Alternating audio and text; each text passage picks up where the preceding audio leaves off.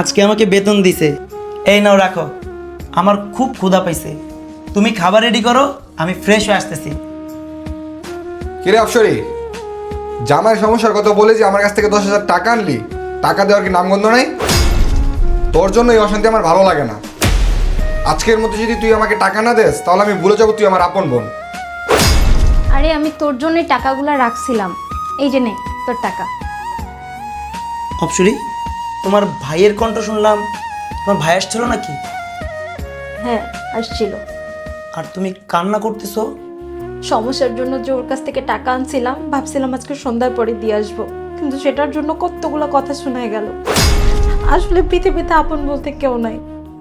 বাবা মা ভাই বোন যার কথাই বললি না কেন, স্বার্থ ছাড়া কেউ বোঝে না। যতদিন স্বার্থ ততদিনই সবাই পাশে থাকে।